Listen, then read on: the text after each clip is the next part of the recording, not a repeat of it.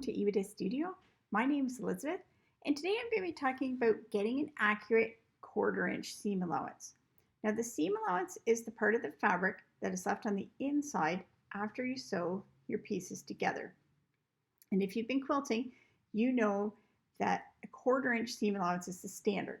That's what patterns are written for. So if you get a pattern and you're trying to make that pattern and you want all your pieces to line up and come out the right size, you need to have a 1/4 inch seam allowance. So today I'm going to walk you through the steps to show you how you can determine what is the accurate 1/4 inch seam allowance. So what a lot of people do when they're trying to determine 1/4 inch seam allowance is they stitch something, they take their ruler and they measure the seam allowance to see if that's a 1/4 inch, which seems like that logically should be the way to check it. But that's actually not the best way to check it, because what is most important is how big this piece is. And with every different fabric and thread and needle combination, there's a different amount that is going to be lost in that fold, depending on how thick your thread is, your fabric, how well you press it.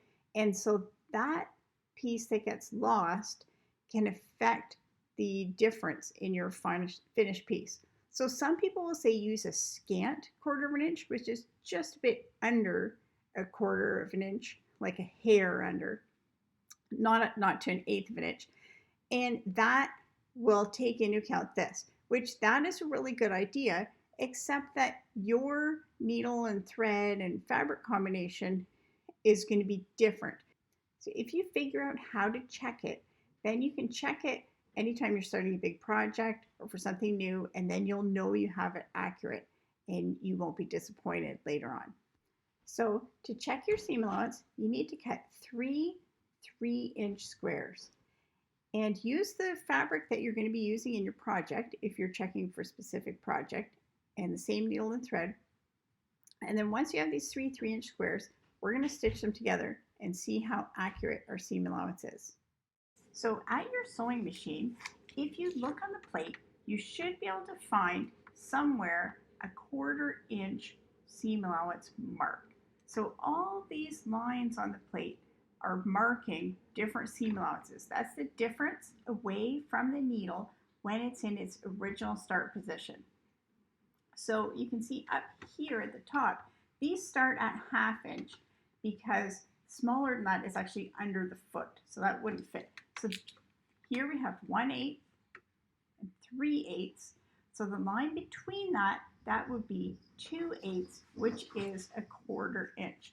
So I'm going to put a Post-it note right on that line.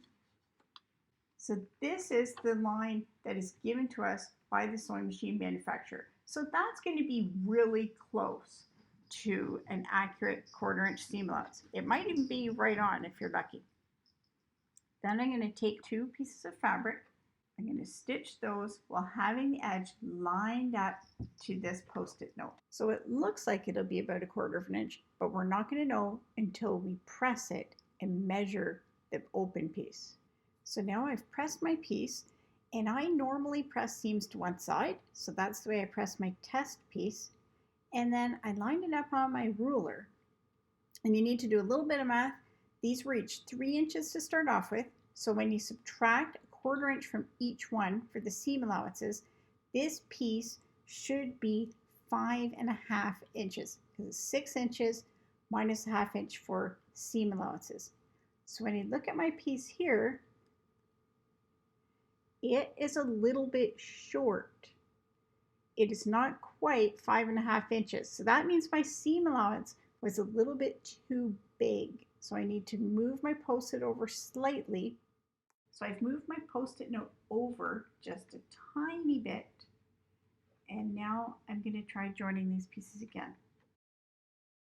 So this time you can see it's exactly 5.5 inches. And you can also see the center seam goes right at the 2 3/4 inch mark.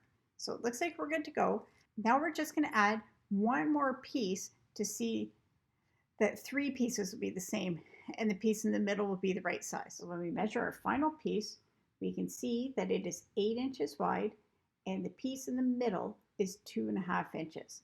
So that's what you want to do. You might have to play around a bit. And once you get the exact spot in your sewing machine, you probably want to put something more than a post-it note, so maybe a piece of masking tape or painter's tape, something there to mark the spot so that you know where it is. But there are a couple other alternatives if you don't want to put tape on the bed of your machine. And I'm just going to show you those on the sewing machine.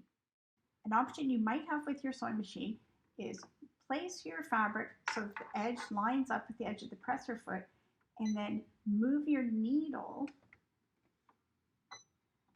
so that it lines up with the stitching. And then you can always just use the edge of the presser foot for measuring. So that's great if your needle moves back and forth on your sewing machine. Another option would be to use a laser pointer. And this is especially helpful in things where you're not lining up with the edge of fabric, you're lining up with a marked line. You can have the laser line lined up in your fabric so that you still have a guide to follow. So I hope these hints helped you out to be able to improve your accuracy on your seam allowance. But if you struggle with seam allowance, check out my other video that talks about how much seam allowance even matters in quilting. And remember that you can still make beautiful things even if your seam allowance isn't perfect. You can enjoy quilting even when you're learning and working towards better accuracy. So for more tips, tricks, and tutorials, check out ebitastudio.com.